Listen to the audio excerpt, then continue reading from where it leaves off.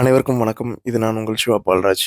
இன்னைக்கு நம்ம பார்க்க போறது மட்டனுடைய கொழுப்ப வேஸ்ட் பண்ணாம, அத எப்படி ஒரு சூப்பரான ரெசிபியா மாத்தணும் அப்படிங்கிறது தான் இது. ஸோ சென்னையில மட்டன் கொழுப்ப யாரும் விரும்ப மாட்டாங்க. ஸோ நம்ம மட்டன் கொழுப்ப வச்சு இன்னைக்கு எப்படி இது பண்ணலாம்னு மட்டன் வாங்கிட்டு வந்தாச்சு. மட்டன்ல உள்ள மீதியுள்ள கொழுப்பு இது தனியா கறியில போட்டாலும் ரொம்ப கொலஸ்ட்ரால் அதிகமாயிரும். ஸோ அதனால தனியா பொரிச்சு சாப்பிட்டா எவ்வளோ அழகா இருக்குங்கிறது தான் எவ்வளோ டேஸ்ட்டா இருக்கும்.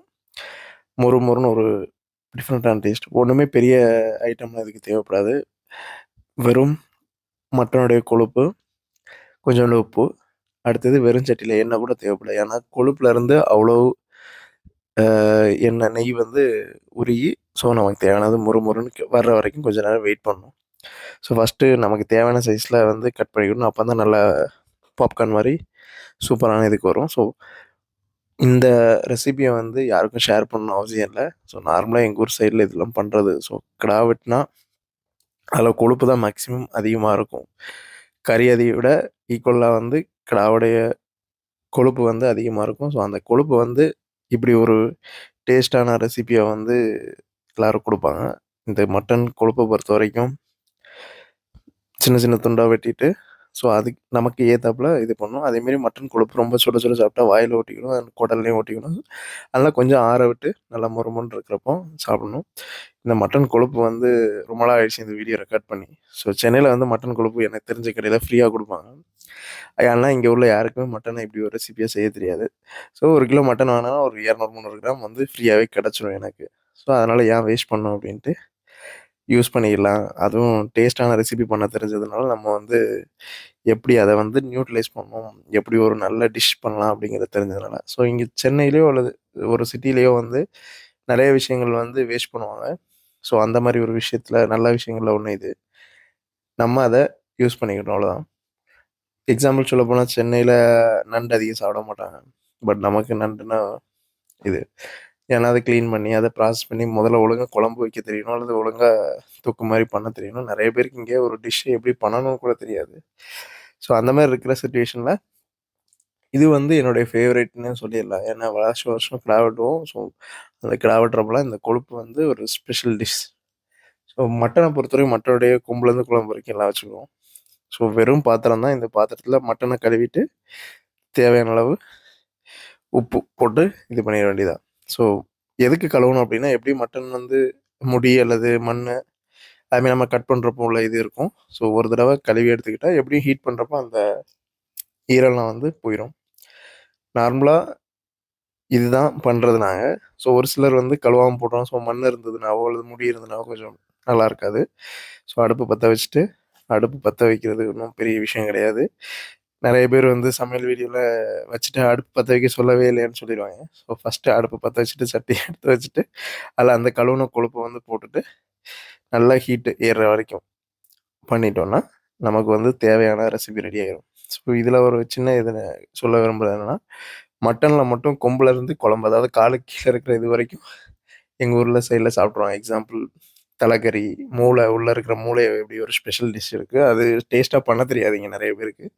வெறும் மூளைய ஒரு முட்டைய நாட்டுக்கோழி முட்டை, இந்த பிராய்லர் கோழி முட்டையோட நாட்டுக்கோழி முட்டைய போட்டு நல்லா பொடி மாஸ் மாரி வீட்ல பண்ணி தருவாங்க. அது சூப்பரா இருக்கும். ஒண்ணுமே பெரிய பெரிய டிஷ்ஷஸ்லாம் கிடையாது. மட்டனே டேஸ்ட்டா இருக்கும். என்ன பொறுத்தவரைக்கும் நான்வெஜ் என்னைக்குமே ஸ்பெஷல் தான் எனக்கு. வெஜ்ஜ விட நான்வெஜ்ல மீனா இருக்கட்டும், ஆ நண்டா இருக்கட்டும், ப்ரானா இருக்கட்டும், சிக்கனா இருக்கட்டும், மட்டனா இருக்கட்டும். இது இவ்வளோ நார்மலா நான் சாப்பிடுறது. அடுத்தது அந்த ஹீட் பண்றப்போ அந்த நொர நொரையா வரும். ஸோ நம்ம அப்பப்போ கிண்டி விட்டுக்கிட்டே இருக்கணும். அடியே பிடிக்கும் கொஞ்சம். அடுத்து நல்ல கொழுப்பு உருகி வந்த பிறகு அது அது பாட்டுல நல்லா மொறு மொறு மொறுன்னு வந்துரும். ஸோ நம்ம டாபிக் போயிரும். ஸோ மட்டன் பொறுத்தவரைக்கும் தலைக்கறி. ஸோ தலை, அடுத்தது அதில கொஞ்சம் முள்ளு முள்ளா இருக்கும். ஸோ தட் மீன்ஸ் எலும்பு நொறுங்கிரும். கொட்டி அதனால தலைக்கறிய நெறைய பேர் சாப்பிட விரும்ப மாட்டாங்க. ஆனா தலைக்கறி என்னைக்குமே தட் மீன் டேஸ்ட் நல்லா தான் இருக்கும். வைக்கிறவங்கள பொறுத்து தான். என்னைக்குமே மசாலா ரெடி பண்றத பொறுத்து தான். அடுத்து அதுக்குள்ள உள்ள மூளை.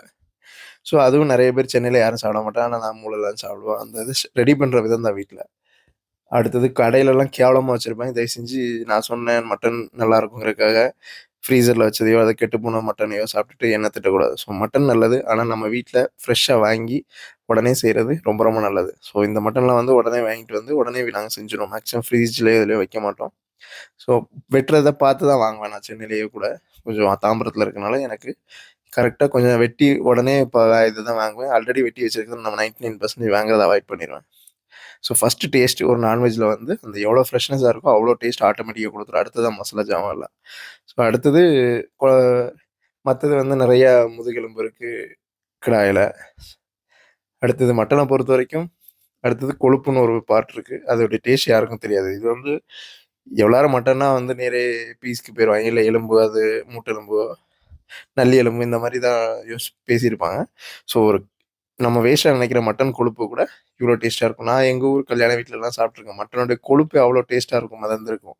அதை போடுங்க அப்படின்பாங்க. கறியை விட அதேமாரி எலும்பு அந்த நல்லி எலும்புன்னு சொல்கிறாங்களா, அது அவ்வளோ டேஸ்ட்டாக இருக்கும். அடுத்தது கிடா கால் கறி. ஆக்சுவலாக கிடா காலை பொறுத்த வரைக்கும் சூடு பண்ணி நல்லா அந்த முடியெல்லாம் கறிக்கி எடுத்துகிட்டு நல்லா உரசி எடுத்துகிட்டு எனக்கு வீட்டிலேருந்து பேக் பண்ணி கொடுப்பாங்க. அது இன்னும் டேஸ்ட்டாக இருக்கும். உப்பெல்லாம் போட்டு ரெடி பண்ணி பக்காவாக பிளான் பண்ணி ப்ரிப்ரேஷன் பண்ணி கொடுத்துருவாங்க. எங்கள் ஆச்சி பண்ணாங்க. அடுத்து எங்கள் அம்மா பண்ணிகிட்ருக்காங்க. அதுக்கு அடுத்தது என் ஒய்ஃப் பண்ணுவான்னு நம்புகிறேன். இல்லாட்டி வேறு வழி கிடையாது. வேலைக்கு ஆள் வச்சு அதை பண்ணிட வேண்டியதான். ஸோ இதெல்லாம் வந்து ஒரு யூனிக் டேஸ்ட் இருக்கும். நம்ம ஹோட்டல் 5 ஸ்டார் ஹோட்டலில் போய் மட்டன் சாப்பிட்டாலோ அல்லது மற்ற இதில் சாப்பிட்றத விட நம்மளுடைய ப்ரிப்பரேஷன் அதேமாரி கருவாடு ஒன்று மிஸ் பண்ணிவிட்டு நான்வெஜ்ஜில். ஸோ கருவாடுலாம் வந்து எங்கள் ஊர் சைடில் உள்ள கருவாடுக்குன்னே தனி டேஸ்ட் உண்டு, தனி மரியாதை உண்டு. நிறைய பேர் வந்து வேஸ்ட்டாக போனதை வந்து இது பண்ணலாம். பட் எங்கள் ஊர் சைடில் வந்து இதுக்காகவே மீனை ஒதுக்கி அந்த இது ரெடி பண்ணி ப்ரிப்ரேஷன் பண்ணி கருவாடை ரெடி பண்ணால் உண்மைக்குமே டேஸ்ட். நான் சென்னையில் கருவாடு வந்து என்றைக்குமே விரும்புறதில்ல, டேஸ்ட் இருக்காது. ஸோ ஊர்லேருந்து கருவாடு வரும். எல்லாமே மேக்ஸிமம் அதேமாதிரி உப்பு கண்டோன்னு சொல்லுவாங்க மட்டனில். ஸோ ஒரு கிடா வெட்டினா மீதி உள்ளது எல்லாமே அப்படியே ப்ரிப்பரேஷனாக இருக்கும். கிடா கால் அது சூடு பண்ணி வச்சுட்டா அது ஒரு 6 மாதம் வரும். அடுத்தது மீதி உள்ள மட்டன் கறி அந்த இளங்கறியெல்லாம் முதலே குழம்பு வச்சிடணும். ஸோ அடுத்து குடல் ஒன்று இருக்குது இம்பார்ட்டன்ட். நிறைய பேர் குடல்லாம் உயிர். பட் நான் அதை விரும்புறதில்ல. பட் குடல் சாப்பிட்றதுக்குனே ஒரு ஸ்பெஷல். அதாவது இன்னைக்கு வச்சு அவிய போட்டு வச்சுட்டு நாளைக்கு அடுத்த நாள் குழம்பு. ஏன்னா ஒரே நாளில் எல்லா மட்டனையும் சாப்பிட முடியாது. ஸோ 2வது நாள் 3வது நாளைக்கு அந்த குடல் கறி அப்படியே ஓடும். அடுத்தது காஞ்ச கறி, அதாவது உப்பு கண்டம்னு சொல்கிறேன். அந்த உப்பு மஞ்சள் மட்டும்தான் போடுவாங்க. அதை கெட்டி வச்சுட்டு திருப்பி நல்லா காய போட்டு ஒரு 2 நாள் வெயிலில் காய போட்டு அது ஒரு 6 மாதம் தாங்கும். ஸோ இப்படி தான் வந்து நான்வெஜ் அப்படிங்கிறது. இன்றைக்கி எல்லோரும் வாரம் வாரம் சிக்கன் மட்டன் சண்டே ஆனால் அது இதுன்ட்டு எங்கேயோ போயிட்டாங்க.